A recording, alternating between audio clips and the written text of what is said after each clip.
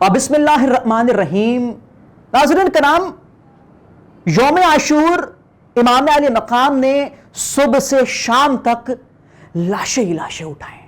کبھی کلی الجوان علی اکبر کا لاشا تو کبھی 6 ماہ کے علی اصغر کا لاشا، کبھی حبیب ابن مظاہر کا لاشا تو کبھی اون اور محمد کا لاشا، اور کبھی اپنے بھتیجے قاسم کا لاشا۔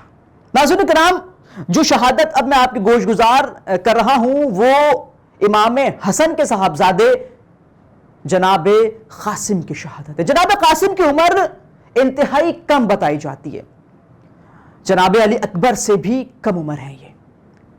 شب عاشور، یوم عاشور سے پہلے چچا بھتیجے میں ایک مکالمہ ہوتا ہے۔ امام جناب قاسم سے پوچھتے ہیں کہ بیٹا قاسم، موت کو کیسا پاتے ہو؟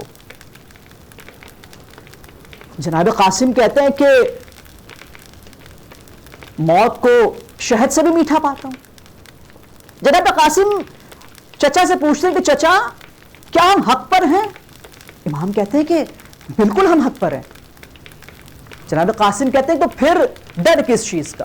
موت ہم پر آ جائے یا پھر ہم موت پر آ جائیں، جب ہم حق پر موجود ہیں تو پھر ڈر کسی چیز کا نہیں ہے۔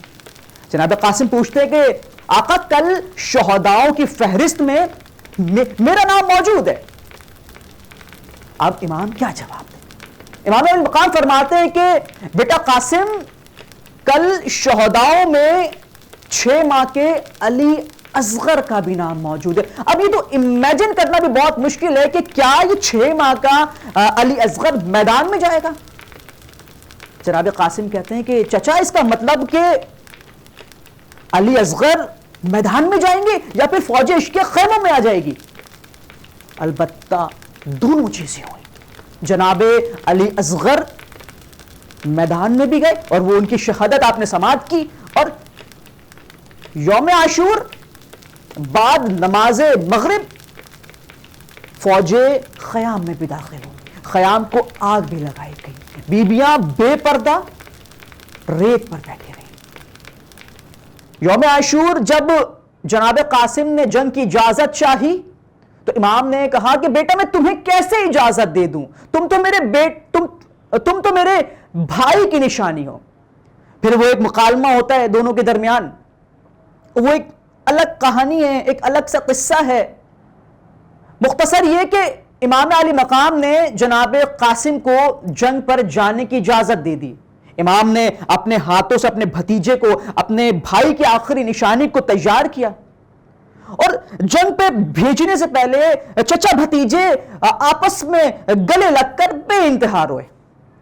جب جناب قاسم میدان کی جانب گئے تو راوی لکھتا ہے، راوی بھی وہ جو یزیدی فوج کا راوی، کہتا ہے کہ جب جناب قاسم آئے تو ایسا لگتا تھا کہ 14ویں کا چاند آ رہا ہے۔ امام نے جنگ پر بھیجا، جناب قاسم جنگ پر گئے اور کمال جنگ کی۔ کمال جنگ کی، جنگ ایسی کہ عمر بن سعد چیخا، اے فوجی اشقیا، کیا ہو گیا؟ تم اس ننھے سے بچے سے ڈرتے ہو؟ جناب قاسم لڑتے جاتے تھے اور بتاتے جاتے تھے کہ میں کس شیر خدا کا پوتا ہوں۔ جناب عمر بن سعد نے ایک جنگجو ارزق شامی کو کہا کہ تم دیکھتے نہیں ہو یہ بچہ کیا تباہی مچا رہا ہے؟ ارزق شامی نے اس چیز کو اپنی انسلٹ کے طور پر لیا، کیونکہ ارزق شامی کے بارے میں کہا جاتا تھا کہ یہ بڑا جنگجو تھا اور بڑے بڑے مارکے فتح کرتا تھا۔ ارزق شامی نے جب یہ بات سنی تو اس کے 4 بیٹے تھے، اس نے کہا کہ قاسم جاؤ اور قاسم کا کام تمام کر دو۔ پہلا بیٹا آگے جاتا ہے، جناب قاسم نے کمال جنگ کی، پہلے بیٹے کو قتل کر دیا۔ دوسرا بیٹا جاتا ہے، اس کو بھی واصل جہنم کر دیا۔ تیسرا بیٹا جاتا ہے، جناب قاسم نے اس کو بھی واصل جہنم کر دیا۔ اب باری تھی چوتھے بیٹے کی، چوتھا بیٹا جاتا ہے۔ جناب قاسم کی شجاعت ایسی کہ جناب قاسم نے چوتھے بیٹے کو بھی قتل کر دیا۔ اب ارزق شامی خود میدان میں آیا۔ خیام سے یہ منظر امام علی مقام دیکھ رہے تھے. امام نے فرمایا کہ قاسم کی ماں کو بولو کہ اب قاسم کے لیے دعا کرے، کیونکہ اب اس کے مقابل عرب کا جنگجو ارزق شامی خود آ رہا ہے. لیکن یہ شیر خدا کا پوتا تھا، یہ جناب حسن کا پوتا تھا. اس کی پرورش جناب عباس نے کی تھی جنگ کی، اور جنگ ایسی کی کہ آپ نے ارزق شامی کو بھی واصل جہنم کر دیا. اب جب یہ تمام تر منظر فوج نے دیکھا تو فوج پر لرزہ طاری ہو گیا. اب جناب قاسم رکتے نہ تھے. جناب قاسم کی نظر علم پر تھی، علم وہ کہ جو یزیدی فوج کا علم تھا. اب آپ نے چاہا کہ کسی طرح اس تک پہنچ کر حامل علم کو قتل کر دوں. آپ نے اپنے گھوڑے کی رفتار کو تیز کیا. آپ نے پہلی صف کو چیرا، دوسری صف کو چیرا، تیسری صف کو چیرا، چوتھی صف میں آپ داخل ہوئے تو آپ نے محسوس کیا کہ اب مجھے چاروں طرف سے فوج نے گھیر لیا ہے. پھر کیا تھا؟ کسی نے پتھر مارا، کسی نے نیزہ مارا، یہاں تک کہ آپ کی سواری کو بھی شہید کر دیا گیا. اب آپ سواری کے بغیر ہو گئے. اب یہ تھا عالم، یہ تھا کہ جناب قاسم لڑ رہے تھے مگر اب بے بس ہوتے جا رہے تھے، کیونکہ وقت شہادت قریب آن پہنچا تھا. جناب قاسم نے کمال جنگ کی، مگر فوج عشقیہ نے اب چاروں جانب سے جناب قاسم پر حملہ شروع کر دیا. جناب قاسم نے صدا بلند کی، امام جناب قاسم کی مدد کو بھاگے. امام جناب قاسم کے پاس پہنچے تو جو شقی جناب قاسم پر حملہ کرنے کو تیار تھا، امام نے اس کا بازو قلم کر دیا.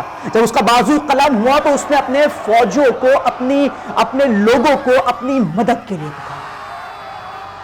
جب فوجیں اس کی مدد کو پہنچی تو دائیں جانب کے گھوڑے بائیں جانب اور بائیں جانب کے گھوڑے دائیں جانب دوڑے. اسی اسنا میں جناب قاسم کا لاشا گھوڑوں سے پامال کر دیا گیا. جب یہ گھوڑوں کی ٹاپیں تھمی، جب یہ دھول تھمی تو امام علی مقام نے دیکھا کہ جناب قاسم کا لاشا پامال ہو چکا ہے. امام نے، روایات میں ہے کہ امام نے جناب قاسم کے لاشے کے ٹکڑوں کو گٹھری میں جمع کیا اور خیام میں لے گئے. اس طرح خانوادہ رسول کا ایک اور چراغ گل ہو گیا.